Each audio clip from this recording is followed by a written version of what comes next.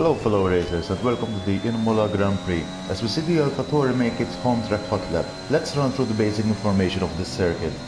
The Autodromo Internazionale Enzo Dino Ferrari is a motor racing circuit in the town of Imola, in the Emilia-Romagna region of Italy, 25 miles east of Bologna. It is one of the few major international circuits to run in anti-clockwise direction. The circuit is named after the Ferrari's late founder, Enzo Ferrari, and his son, Alfredo Dino Ferrari, and has an FIA Grade A license till date. This is a technical 3.1 mile long track with 19 turns, 10 to the left and 9 to the right. It consists of the high speed and low speed corners and chicanes. It makes it a challenging track to overtake on paper after excluding the only DRS and hence overtaking zone, which is on the start-finish straight, and achieves a top speed of around 195 miles per hour. There are different tire strategies to apply in this typical F1 track, varying between 1 to 2 stop strategies, mainly depending on the driver's style. This track is most remembered for the dramatic crashes of the legend Ayrton Senna and Gilles Villeneuve, after which the track faced technical changes to comply with the FIA safety measures in order to become as we see it today. However, one cannot underestimate the spectacular battles the track has to offer, given the dynamic weather conditions offered during this spring period in Italy. The best lap holder of this track belongs to Sir Lewis Hamilton with a 1:15.484 in 2020 with the Mercedes, also being a winner on this track during the same year. However, Max Verstappen holds the latest win on the Emilia-Romagna Grand Prix Imola with the Red Bull. Now it's time to run through the nitty-gritties of this circuit of Imola, explaining each and every corner around this track, how to approach the in and out speed, the exit speeds, how to change the gears, how to approach the corners, and how to try to maximize out of the track during a qualifying and race. So let's start the first part of the track. So we can notice here that the car is still in the fourth gear, approaching the final corner, trying to almost mount the last two corners. Basically this is turn 18 out of turn 19. Turn 19 is basically a full throttle speed. So here in gear 4, turning instantly into gear 5, trying to achieve the furthest part of the track, and here we can note that we can start the track. So we have passed the Variante Bassa and consequently turn 1, and here we can note that basically at the 75 meter mark we start to brake. So here we are approaching turn 2, basically at around 75 meters off the second corner in this case, and we can note that we are trying to use all the track width that we have possible, trying to achieve a braking point and at the same time turning the car in order to have that kind of feel of the speed coming at us again after the second corner. So you can note that we have mounted the curb, but at the same time we are not really throttling at this moment. At this moment we have lifted the throttle and we are still trying to move away. In fact, the car started to slide a little bit. Maybe that was an error as well, but the car started to slide a little bit, but we're trying to feel the speed coming back at us. Now we're trying to get that throttle again, touching the curb of turn 3,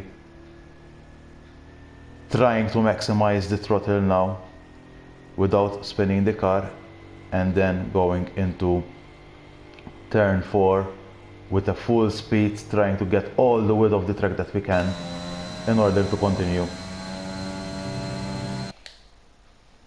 Now this is another kind of a chicane, a tricky chicane. So we have passed the Variante Tarbonello and we are coming to the Variante Villeneuve. So the car seems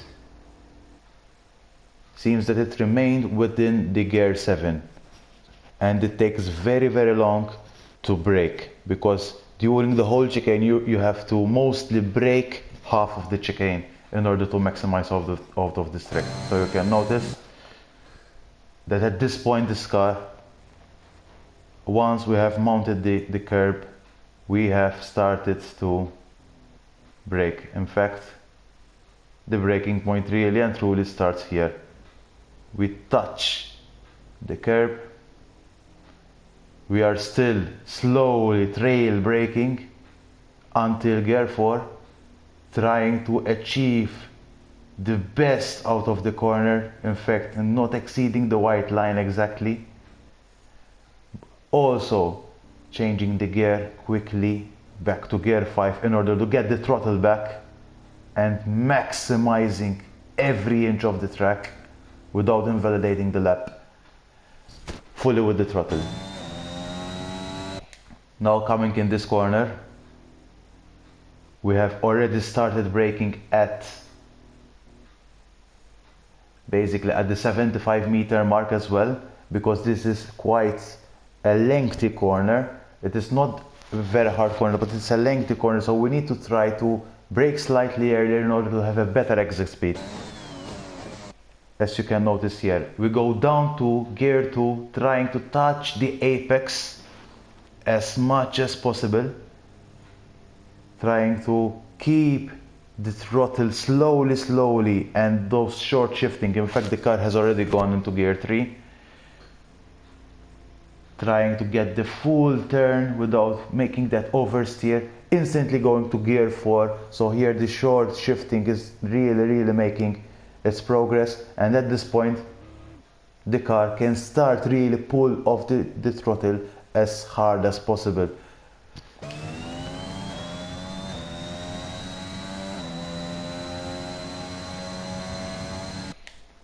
This is a very tricky corner.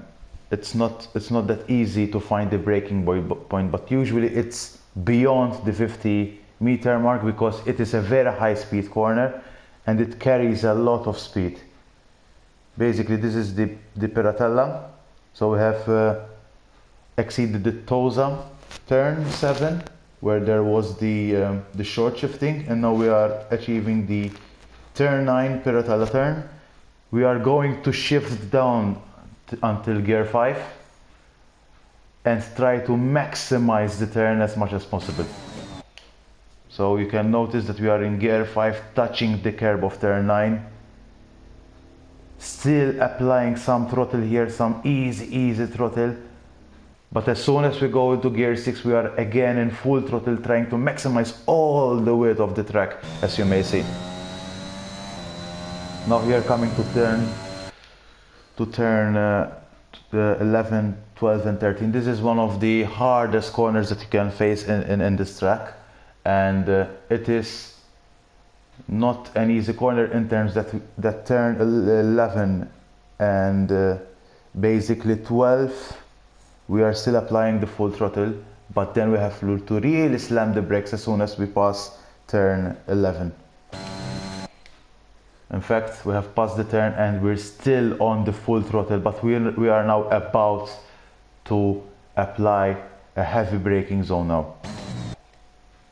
In fact, instantly we have gone into gear 4, we have maximized the track, and we need to keep the momentum going into turn 12 and 13. This is a very difficult turn because if you overturn too much, the car will slide. So you will need to keep it as smooth as possible going into this corner. In fact, we are still keeping the fourth gear, trying to touch the apex, keeping the short shifting up to P5, to gear 5, my apologies. And as you can see, the car is straight. When the car is straight, this is the moment where you can really try to apply the throttle and maybe counter steer a little bit if the car starts to slide a little bit. Coming with gear 7 here, and this is another braking zone at the 75 meter mark, coming to the last chicane, the chicanes of turns 4 and 15, the Variante Alta. This is not an easy set of chicane as well, but as you may see, the braking zone is pretty hard. and we're trying to get the maximum out of the chicane. We're trying to literally mount the curbs going down to gear 3, and we're going to keep that gear until turn 15, beyond which we're gonna short shift into gear 4 and then apply slowly the full throttle as we exit the corner. In fact, we have applied the gear 4 right now, slowly getting the throttle, trying to make the car as straight as possible, and at this point, this is where the car really needs to apply the full throttle.